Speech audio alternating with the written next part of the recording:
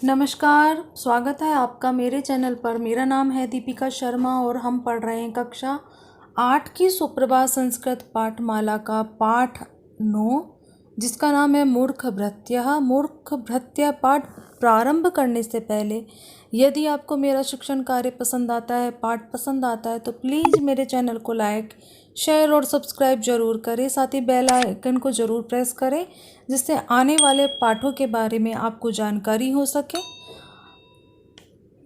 अभ्यास प्रश्नों के समाधान हेतु मेरे वीडियो को अंत तक जरूर देखें, जिससे कि पाठ की संपूर्ण जानकारी आपको मिल सके। तो आइए पाठ 9 प्रारंभ करते हैं, जिसका नाम है मूर्खः भृत्यः। मूर्खः, मूर्ख का अर्थ होता है मंदबुद्धि, नादान, मूर्ख। और भृत्य का अर्थ है सेवक या नौकर।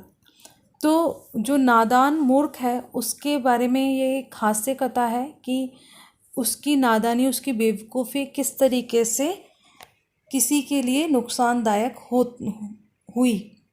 तो आइए पढ़ते हैं पाठ को। एकस्मिन् नगरे एकः धनिकः आसीत्। एक नगर में एक धनिक था। तस्य गृहे एकः स्वामी भक्तः परंतु बुद्धिहीन सेवकः अवसत्। उसके घर में एक स्वामी भक्त अर्थात स्वामी का कहना मानने वाला, मालिक के कहे अनुसार कार्य करने वाला, परंतु बुद्धिहीन सेवकः अवसत्। लेकिन बुद्धिहीन, बुद्धि से हीन था, उसके पास में बुद्धि नहीं थी, मूर्ख था, रहता था। सह धनिकस्य आज्ञाम अक्षरशः अपालयत्। वह धनिक की आज्ञा को अक्षरशः अर्थात शब्दों से पालन किया करता था। वह धनिक की आज्ञा को उसके कहे अनुसार पालन किया करता था। परम स्वबुद्धि प्रयोगम कदापि न अकरोत्। परंतु वह अपनी बुद्धि का प्रयोग कभी भी नहीं किया करता था। एकस्मिन् दिवसे धनिका तस्मै आपणात् लवणम् आनेतुम् अकथयत्। एक दिन धनिक ने उसे बाजार से, आपणात् अर्थात बाजार से, लवण नमक आनेतुम् लाने को कहा। सः लवणं कृत्वा जीर्णवस्त्रे बद्ध्वा नयति स्म। वह नमक को खरीद कर जीर्ण वस्त्र अर्थात पुराने वस्त्र में बांध कर लाया। वह क्या किया? उसने नमक को पुराने वस्त्र में बांध कर लेकर के आया। जीर्ण वस्त्रात् मार्गे क्रमशः सर्वमपि लवणं भूमौ अपतत्। जीर्ण वस्त्र से, पुराने वस्त्र से, क्योंकि वह फटा हुआ था, तो जीर्ण वस्त्र से, पुराने वस्त्र से मार्ग में क्रमशः सर्वम अपि लवणम भूमौ अपतत्।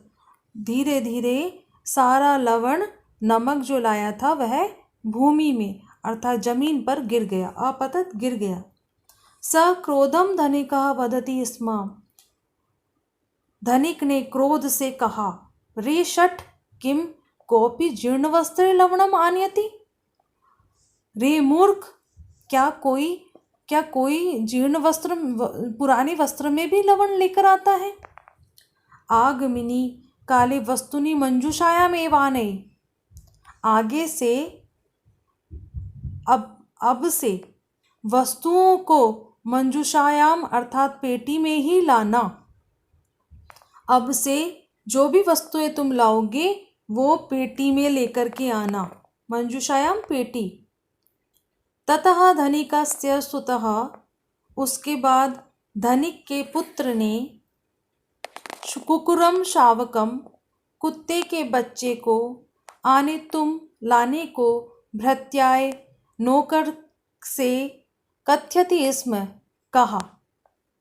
उसके बाद धनिक के पुत्र ने कुत्ते के बच्चे को लाने के लिए नौकर से कहा। भृत्य पूर्व कथानुसारेण, भृत्य ने, नौकर ने पहले कहे अनुसार तम शावकम मंजूषायां निक्षेप्य स्थूलवस्त्रेण बद्ध्वा आनयति। नौकरनी पूर्व कहे अनुसार, जो उसको मालिक ने कहा था कि मंजूषा में लेकर के आना हर एक चीज को, तो उसके अनुसार उसने यह सोच करके इस कार्य को, दूसरे कार्य को भी किया। तम शावकम, उस कुत्ते के बच्चे को, मंजूषायाम, पेटी में, निक्षिप्य, रख कर, स्थूल वस्त्रेण, और स्थूल वस्त्र से बांध कर लेकर आया। जो पुराने वस्त्र के लिए कहा था कि पेटी में लेकर के आना, तो वो नमक के लिए कहा था, किसी कुत्ते के, वह जीव आत्मा के लिए नहीं कहा था। लेकिन वह क्या किया, पहले तो टाइट करके कपड़े को, मोटे कपड़े में कुत्ते को बांध दिया और फिर उसको पेटी में रख करके लेकर के आया। तो उससे क्या हुआ, शावकः श्वासावरोधेन मृतः, जो बच्चा था वह श्वास के रुक जाने से मर गया। एतत्र दृष्ट्वा गृहस्वामी तं भृत्य उच्चैः वदति स्म, यह देखकर घर के मालिक ने उसे जोर से, भृत्यम, उसे, उस नौकर को जोर से कहा, उच्चैः वदति, जोर से बोल करके कहा, भो मूर्ख, किम तुम न जानसि यत जीवान दोर्केन बद्ध्वा एव आनयत। अरे मूर्ख, क्या तुम नहीं जानते कि जीवों को रस्सी से बांध करके ही लाया जाता है। अत्रांतरे धनिकस्य पत्नी दुग्धम आनय इति तम वदति स्म। उसके बाद धनिक की पत्नी ने दूध लाने के लिए उसे कहा। सह गोपालस्य गृहं गत्वा दुग्धम पात्रे नीत्वा पात्रम दोर्केन बद्ध्वा च आकर्षत। वह गोपाल के घर जाकर दूध को पात्र में लेकर, नित्वा लेकर, पात्रम दोर्केन, पात्र को रस्सी से बांधकर खींचा। वह गोपाल के घर गया, दूध लिया और पात्र को रस्सी से बांधकर, जो बर्तन था उसे रस्सी से बांध करके खींचा। आकर्षित यानी खींचा। मार्गे सर्वम दुग्धम अवहत, मार्ग में, जो रास्ते में, सारा दूध बह गया, गिर गया। खिन्नः धनिकः स्वकेशान आकर्षयत अकथयत च। दुखी धनवान अपने केशों को खींचते हुए कहता है, भो स्वामी भक्त, भो स्वामी भक्त, अरे स्वामी भक्त, दूरम अपसर, कृष्णम भवतु ते मुखम, दूर चले जाओ, काला हो तुम्हारा मुंह। इस तरीके से उसने कहा। तदा सह सेवकः झटति बहि, उसके बाद वह सेवक तुरंत बाहर जाकर, बहि गत्वा, बाहर जाकर, कज्जलेन मुखम कृष्णम कृत्वा, काजल से मुख को काला करके, कृष्णम कृत्वा, काला करके, पीछे पुनः लौटता है, पुनः आ गया। एतत् सर्वमपि दृष्ट्वा धनिकः स्वललाटम हस्तेन अताड़यत। यह सभी देखकर, जो धनवान था, यह सभी देखकर धनवान ने अपने ललाट को हाथ से पीटा। अताड़यत, पीटा, अपना ही माथा पीट लिया उसने। क्यों? क्योंकि उसको समझाना कितना बड़ा काम था। तो आइए इसका मूल्य पढ़ते हैं कि अर्थ क्या निकलता है इस पाठ का। वरम भृत्य विहीनस्य जीवितम श्रम पूरितम, मूर्ख भृत्यस्य संसर्गात् सर्वाणि कार्याणि विनश्यति। वरम भृत्य विहीनस्य, भृत्य विहीनस्य, नौकर के बिना ही उत्तम है, नौकर के बिना ही उत्तम है। जीवितम श्रम पूरितम, जीवितम अर्थात श्रम करके जीवित रहना ज़्यादा अच्छा है। उत्तम है नौकर के बिना, नौकर के बिना ही ठीक है, उससे अच्छा है कि श्रम करके जीवित रहें। मूर्ख भृत्यस्य संसर्गात्, मूर्ख नौकर के संसर्ग से अर्थात मूर्ख नौकर की संगत से सर्वाणि कार्याणि विनश्यति, सभी कार्य नष्ट हो जाते हैं। मूर्ख नौकर की संगति से सभी कार्य नष्ट हो जाते हैं। तो इससे अच्छा है कि अपना कार्य स्वयं करें, अच्छा करें और समझ कर के करें। तो आगे इसके अभ्यास प्रश्न देखते हैं। उसके बाद आपके शब्दार्थ हैं, शब्दार्थ आप जरूर याद करें। उसके बाद में मौखिक अभ्यास में है शुद्ध उच्चारण करना है।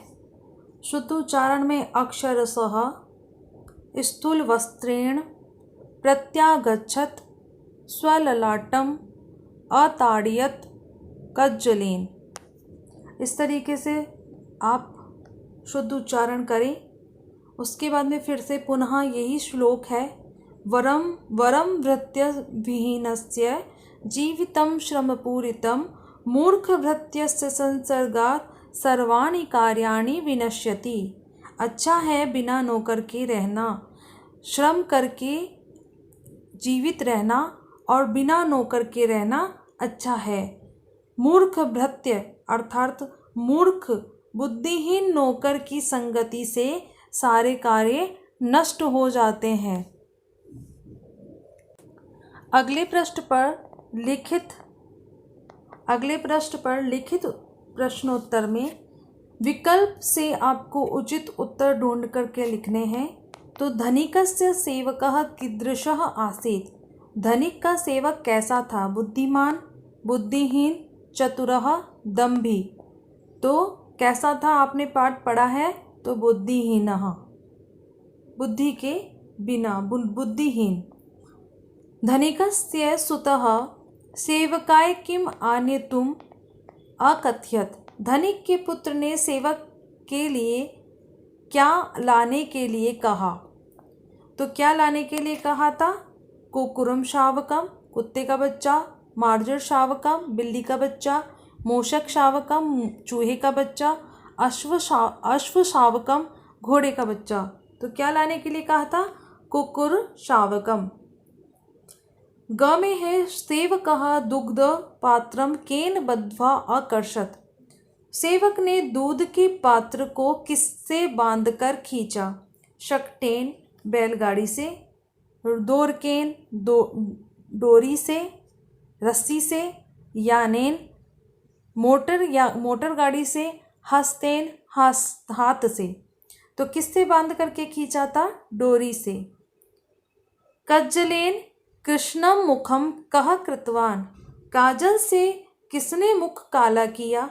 धनिक ने, बेटे ने, धनिकः अर्थात धनिक ने, धनवान ने, सुतः बेटे ने, सेवकः नौकर ने, भार्या अर्थात पत्नी ने। तो किसने किया था? सेवक ने। एक पदेन उत्तरत, एक पद में आपको उत्तर देना है। भृत्य मुखम केन लिम्पति, भृत्य अर्थात नौकर ने मुख को किससे लीपा? कज्जलेन, काजल से लीपा। भृत्य कीदृशः आसीत्, भृत्य कैसा था? तो कैसा था? मूर्खः, मूर्खः एवं बुद्धिहीनः। धनिकस्य पुत्रम किम आनेतुम आदिशत, धनिक के पुत्र ने क्या लाने के लिए आदेश दिया? तो क्या आदेश दिया था? कुकुरम शावकम, कुत्ते के बच्चे को लाने का आदेश दिया था। मंजूषातः उचितम पदम चित्वा रिक्त स्थानानि पूरयत, मंजूषा से उचित पद देख करके रिक्त स्थानों को पूरा करना है। एकस्मिन् नगरे एकः आसीत्, एक नगर में एक था। क्या था? धनिकः। सह लवणम कृत्वा, वह लवण नमक खरीद कर, जीर्ण कृत्वा बद्ध्वा नयति स्म, वह लवण नमक खरीद कर बांध करके लाता है। किस में लाया? तो जीर्ण वस्त्रे अर्थात पुराने वस्त्र में। वरम भृत्य विहीनस्य जीवितम श्रम पूरितम, बिना नौकर के श्रम करके जीवित रहना ज़्यादा अच्छा है। जीवान दोरकेन, बद्ध्वा एव आनयत, जीवों को डोरी से अर्थात रस्सी से बांध करके ही लाना चाहिए। तो इस तरीके से पाठ में आया था। मूर्ख भृत्यस्य संसर्गात सर्वाणि कार्याणि विनश्यति, मूर्ख नौकर की संगति से सारे कार्य नष्ट हो जाते हैं, खत्म हो जाते हैं। उसके बाद में शब्दों का पद परिचय देना है। तो धनिकस्य में धनिक शब्द है, पुल्लिंग शब्द है ये, और षष्ठी विभक्ति का एक वचन है। जीर्ण वस्त्रे में जीर्ण वस्त्र नपुंसक लिंग में आता है और सप्तमी विभक्ति का एक वचन है। जीर्ण वस्त्रे अर्थात पुराने वस्त्र में, पुराने कपड़े में। भूमौ स्त्रीलिंग शब्द है, भूमि शब्द है ये, सप्तमी विभक्ति है और एक वचन का भूमौ, एक वचन में भूमौ शब्द बनता है। भूमौ अर्थात भूमि पर। सावकम शावक शब्द है, पुल्लिंग शब्द है, द्वितीय विभक्ति का एक वचन में शावकम रूप बनता है। ठीक है। जीवान जीव शब्द है, इसमें पुल्लिंग है ये और द्वितीय विभक्ति के बहुवचन में जीवान रूप बनता है। इसके बाद निर्देशानुसारम लकार परिवर्तनम कुरुत, निर्देश के अनुसार लकार परिवर्तित करना है। तो विधिलिंग लकार में ये अहम पठितुम गच्छामि, इसको ये गच्छामि ये लट लकार का वाक्य है, इसे आपको विधिलिंग लकार में बदलना है चाहिए के अर्थ में। तो अहम पठितुम गच्छेयम, हमें पढ़ने के लिए जाना चाहिए। ठीक है। अहम पठितुम गच्छामि, मैं पढ़ने के लिए जाता हूँ, इसे हमने बदला है विधिलिंग में, मैं पढ़ने के लिए, मुझे पढ़ने के लिए जाना चाहिए। ठीक है। त्वम भोजनम आनय, इसे लट लकार में बदलना है। तो त्वम भोजनम आनयसि। ठीक है। त्वम के साथ में आनयसि लट लकार में। उसके बाद में त्वम भोजनम आनय, तुम भोजन लाओ, ये लोट लकार का वाक्य है। और अगर हम इसे लट लकार में बनाएंगे तो त्वम भोजनम आनयसि, तुम भोजन लाते हो। ठीक है। तुम भोजन लाते हो। सह मूर्खम अस्ति, तो इसे हमें लट लकार में बनाना है। ये लट लकार का वाक्य है, वह मूर्ख है, इसे लट लकार में। तो सह मूर्खः भविष्यति, सह मूर्खः भविष्यति, वह मूर्ख होगा। वाक्यों को द्विवचन में परिवर्तित करना है। तो वयम की जगह हमें, वयम यानी होता है बहुवचन में है वयम, हमें द्विवचन में बदलना है। तो आवाम आ जाएगा, आवाम लवणम नेष्यावः। ठीक है। आवाम लवणम नेष्यावः, हम दोनों को नमक लाना चाहिए, लाना है। ठीक है। लाना है। उसके बाद में अहम एकम स्थूलम गजम अपश्यम, मैंने एक स्थूल यानी मोटे हाथी को देखा। अब अहम को हमें आवाम में बदलना है, दो जनों के लिए, द्विवचन में। तो आवाम एकम स्थूलम गजम अपश्याव, हम दोनों ने एक मोटे हाथी को देखा। यूयम फलानी खादत, इसमें यूयम बहुवचन है, इसे हमें युवाम करके द्विवचन में बदलना है। युवाम फलानी खादतः, विसर्ग लगा देंगे तो द्विवचन में हो जाएगा, वरना विसर्ग के बिना बहुवचन में है। भृत्य मूर्खः आसीत्, अब भृत्य एक है तो भृत्यौ मूर्खः आसीत्, मूर्खौ आस्ताम, भृत्यौ अर्थात दो मूर्ख हैं। ठीक है। इसके बाद में प्रश्न संख्या 7 में अधोलिखित विकल्पेभ्य उचितम उत्तरम चिनुत, जो नीचे विकल्प दिए हैं उसमें सही उत्तर चुनना है। किसके संसर्ग में रहने से कार्य का विनाश होता है? मूर्खों के, विद्वानों के, बलवान के और धनवान के। किसके संसर्ग में? किसकी संगति में रहने से कार्यों का विनाश होता है? तो मूर्खों के संगति में रहने से कार्य का विनाश होता है। किसके प्रयोग से कार्य सिद्ध होते हैं? धन के प्रयोग से, अन्न के प्रयोग से, बुद्धि के प्रयोग से या श्रम के प्रयोग से? श्रम के प्रयोग से और बुद्धि के प्रयोग से कार्य सिद्ध होते हैं, परंतु श्रम के बिना, बुद्धि के बिना अगर हम श्रम करते रहें तो कार्य निरर्थक हो जाते हैं। तो इसमें आप टिक करेंगे, बुद्धि के प्रयोग से कार्य सिद्ध होते हैं। तो बच्चों, ये पाठ हमारा पूर्ण हुआ। आशा है आपको पाठ समझ में आया होगा, अच्छा लगा होगा। धन्यवाद।